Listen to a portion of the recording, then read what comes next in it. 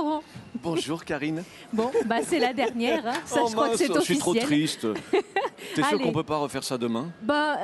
On risque d'être un peu seul, c'est le seul problème. Allez, aujourd'hui on va quand même profiter de ces dernières minutes sur la restauration collective et on parle de la pause méridienne avec vos invités, Laurent. Et tu as dit la pause entre midi et 2. Oui. Oui, mais va peut-être se rallonger. Ah, voilà. Parce qu'en fait, il y a un débat à l'Assemblée nationale, comme tout le monde sait, on suit un peu l'actualité, sur les rythmes scolaires.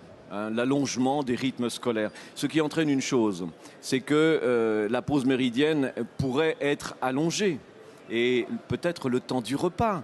Alors, pour en parler, pour en débattre, nous avons Danielle Colin, qui est donc présidente du Sénat, diététicienne.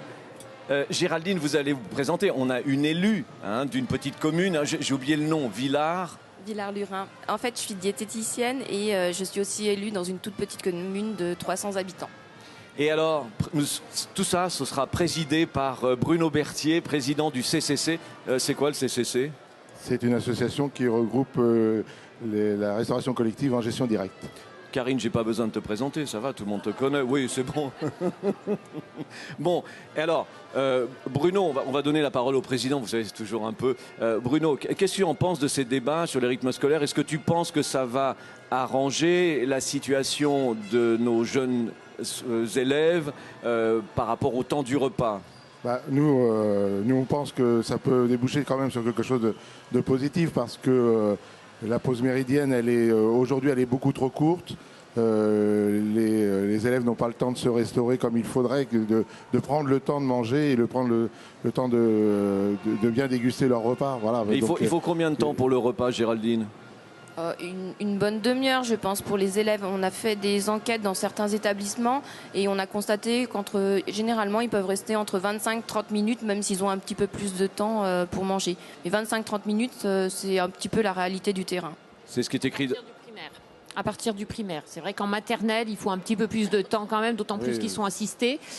En primaire, collège, c'est bien de leur laisser effectivement quand même une demi-heure. Bien que certains élèves ont tendance des fois à écourter et du coup consomment moins aussi.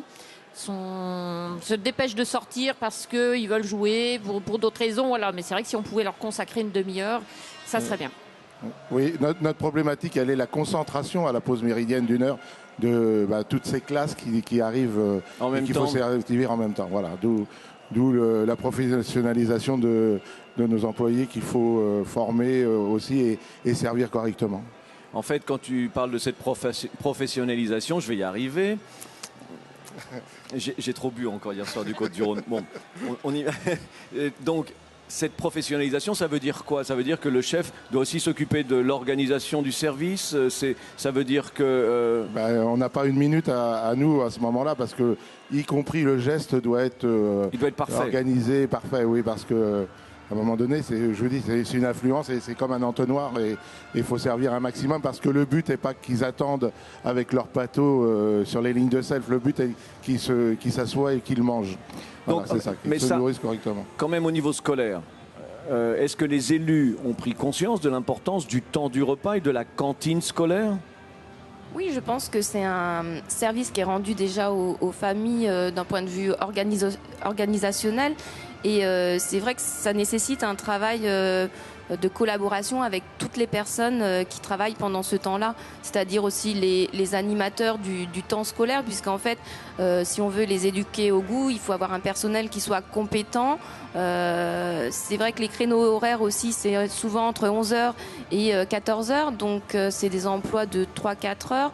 Donc essayer de professionnaliser... Pour le service, c'est ça? Pour le service, oui, et l'animation. Et c'est vrai que... Moi j'ai eu des expériences par exemple dans la ville de Chambéry où j'ai eu travaillé, où en fait le personnel d'encadrement avait un BAFA restaurant scolaire, ce qui lui permettait aussi de pouvoir travailler dans les CLSH le mercredi. On va pas faire trop compliqué ce matin parce que je crois que le Côte-du-Rhône, alors le BAFA, HAS, et puis les alors les mots compliqués, c'est ce qu'on appelait les centres aérés, donc ça veut dire que les animateurs qui travaillent au centre aéré, ça leur fait, ils peuvent en complémentarité travailler le midi. D'accord. Donc, et ça les professionnalise. Mais est-ce que vous ressentez que les élus s'impliquent un peu plus là, il y a le débat quand même sur les rythmes scolaires. Est-ce que vraiment, ça les a amenés à réfléchir sur cette pause méridienne? Oui, ils vont être amenés, ils réfléchissent et je pense qu'ils vont être amenés à réfléchir sur cette pause méridienne, sur son organisation pour que tout se passe bien, puisqu'il y aura aussi le problème il y a 30 minutes de repas, mais après il faut qu'il y ait un encadrement. Effectivement, alors qu'est-ce qu'on fait après ou avant? Est-ce qu'on fait de l'éducation alimentaire? Est-ce que ça donne des options, vous les diététiciennes? Daniel, toi tu avais fait des expériences dans ce cadre-là de la pause méridienne ou pas? Oui, moi je suis maintenant sollicitée aussi par certaines mairies qui effectivement souhaitent travailler avec les animateurs et de se dire on va pouvoir peut-être profiter de cette pause pour élargir, on les nourrit et puis à certains on va pouvoir proposer des activités alors c'est pas de la nutrition mais c'est autour de l'alimentation. Donc on travaille avec ces professionnels, on leur dit il faudrait s'en saisir. On pourrait faire des choses intéressantes avec les enfants, des choses simples, et en lien avec les directeurs de la restauration aussi. Donc, il y a des choses à faire. C'est en train de germer, je trouve. Il y a une ouverture, moi, qui m'intéresse beaucoup. Non, mais on les nourrit. Je pense que c'est plus loin que ça. On ne fait pas que nourrir. Je pense qu'il y a quelques années, c'était... On va nourrir les enfants, mais... On les accueille dans un environnement qui doit être calme. On fait attention à la sonorité. Il y a beaucoup de choses qui sont faites. Oui, ça, c'est ce qu'on a développé hier avec l'ergonomie, l'importance. Voilà. Mais... Après, par rapport au repas, il y a une éducation au goût. C'est difficile pour un enfant, même un adolescent, de découvrir des fois des aliments qu'il ne connaît pas. Donc, on peut travailler sur le goût, prendre plus de temps. Donc, d'où l'intérêt d'avoir des animateurs qui aient une petite formation par rapport à ça, pour les sensibiliser, les inciter à consommer. Puis aussi par rapport au gaspillage aussi. Il y a des actions qui peuvent être faites, mises en place. Ça peut être intéressant. Oui, moi je pense que le chef de cuisine est le professeur de l'alimentation. C'est une continuité de leur éducation. J'attendais ce mot, c'est magnifique. Merci Bruno. Enfin, nous rebondissons.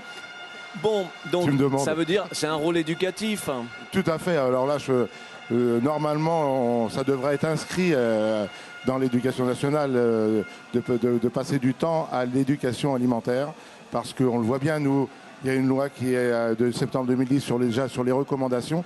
Et puis c'est une éducation de bien se nourrir pour avoir un équilibre et une santé par l'alimentation. Et c'est prouvé depuis bien longtemps. Parce que la FCPE part en guerre là, contre...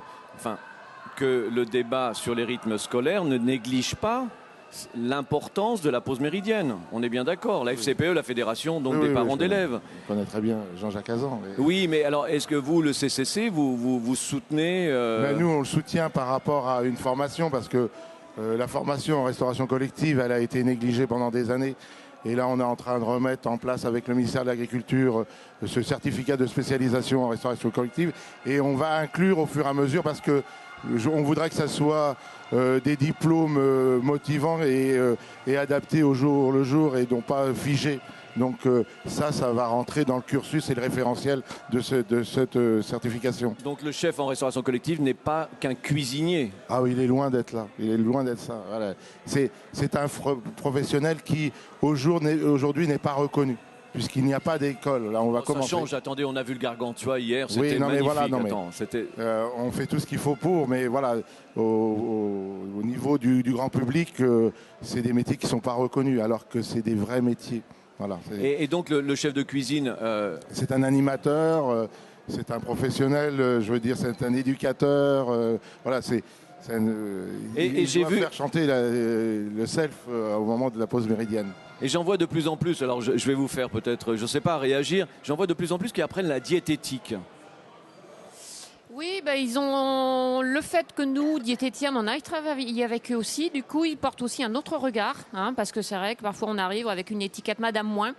Et puis finalement, ils disent, finalement, c'est pas que Madame Moins, c'est parfois Madame Plus. Ah bon, une diététicienne peut être comme ça. Donc du coup, une sorte de mariage qui se fait avec les deux métiers et les réactions qu'on a. Je pense que c'est une bonne complémentarité. Voilà. La diététicienne en restauration toute seule ne peut rien faire et le chef... Inversement. Le chef, c'est un plus de travailler ensemble, c'est vraiment intéressant. Voilà. Et c'est vrai que des chefs parfois sont frustrés parce qu'un chef qui a le même créneau horaire pour nourrir 200 enfants ou 180, c'est une chose. Le chef qui en a 600, plus de 600, avec le même créneau horaire, et on lui dit mais il faut les regarder dans les yeux, il faut leur dire bonjour, il faut les inciter à manger. Et eux nous disent, mais nous, on n'a pas le temps, il faut que ça passe, il faut que ça passe, il faut qu'ils mangent, il faut qu'ils reprennent leur cours. Donc, s'ils pouvaient avoir un peu plus de temps pour effectivement être dans cette relation avec le convive, et ben, c'est vrai que ça serait bien. L'équation n'est pas facile. Mais alors, vous êtes optimiste quand même avec le fait que ce débat s'engage sur les rythmes scolaires. Vous, diététicienne, vous qui travaillez. Par rapport à la pause méridienne, c'est vrai que c'est intéressant d'avoir plus de temps. Ça va dans le sens, on a pu le constater parfois en faisant des enquêtes dans certains établissements. Le chef sert des plats qui sont fabuleux. Par contre, l'environnement, le temps d'attente sont défavorables et du coup, les adolescents, les enfants trouvent que la prestation est moins bien. Donc, on va pouvoir travailler sur de la qualité puisque bien s'alimenter, c'est pas seulement ce qu'on met dans l'assiette, c'est la présentation, c'est l'environnement, c'est le service, c'est vraiment un tout. On évoque des pourcentages, c'est vrai, l'appréciation du goût, c'est simplement 50% dans l'assiette et après 50%, c'est plutôt l'environnement, l'accompagnement des enfants. Exactement, oui, le cadre, l'environnement, le chef, l'équipe de cuisine, c'est quelque chose qui est très important pour les enfants et les adolescents et même les adultes. J'aime bien quand tu dis je les regarde dans les yeux, que le chef cuisinier regarde les enfants, chaque enfant dans les yeux. Et oui, non mais voilà, on a ce rôle éducatif où on doit créer une ambiance. Moi je dis c'est une pièce de théâtre. Voilà. J'ai vu un chef il n'y a pas très longtemps, il allait jouer de la guitare dans le restaurant de temps en temps. Mais c'était sympa. C'est vrai, il y a quand même des liens qui sont possibles. Oui, mais il a pas le temps pour l'instant, avec la pause méridienne. Et la guitare, c'est un ustensile aussi en cuisine. Mais bon, ça, on l'utilise peu en restauration collective. Exactement. Mais Bruno, quand même, est-ce que là, vous travaillez avec les politiques pour vraiment qu'il y ait une prise de conscience autour du repas? Est-ce qu'il y a quelque chose qui va se passer? Ou est-ce que vraiment le débat... Non, mais on a des rencontres... Est-ce que ça va rester au niveau de l'éducation nationale qui nous, on travaille avec intellectualiser encore ce moment-là? Non, nous, on travaille avec le ministère de l'Agriculture et en collaboration naturellement avec l'éducation nationale. C'est toute cette prise de conscience qu'il faut apporter et faire comprendre aux politiques qui ne sont pas sensibles parce que tout est lié. Il va pas le dire. J'ai un scoop, tu as un rendez-vous avec Stéphane Le Foll bientôt. Et puis Guillaume, et voilà. le 16 février où on va lui parler de tout ça. On va parler aussi ça va aller beaucoup plus loin. On va parler naturellement de la formation, de la TVA. Parce que ah oui, la TVA. Cette restauration c'est vrai qu'on n'a pas fait de débat sociale. sur la TVA. Oui, oh là là, on aurait tellement de choses. Je ne voudrais pas noircir le tableau aujourd'hui. Et puis on va aussi parler du gaspillage où on essaye, nous, de trouver des solutions, y compris de donner les surplus à des associations alimentaires où aujourd'hui, par la législation, nous contraint à le mettre à la poubelle. Alors ça, c'est pas concevable en 2013. Voilà. Oui, parce que ça c'est aussi, pendant la pause méridienne, vous parliez de sensibiliser les enfants au gaspillage. Ça fait partie de cette pause méridienne à l'extérieur du repas pour les sensibiliser à l'aliment. Je pense que c'est intéressant parce que si on regarde les adolescents, les enfants, parfois ils se servent un peu plus qu'ils n'en veulent et du coup ils vont le jeter. Donc si on leur indique qu'ils peuvent consommer un peu moins et venir se resservir, ça permet d'éviter un petit peu de gaspillage, d'ajuster les productions, donc du coup d'introduire des produits alimentaires de qualité. Donc c'est tout un engrenage qui est assez bénéfique quand même. Un cercle vertueux.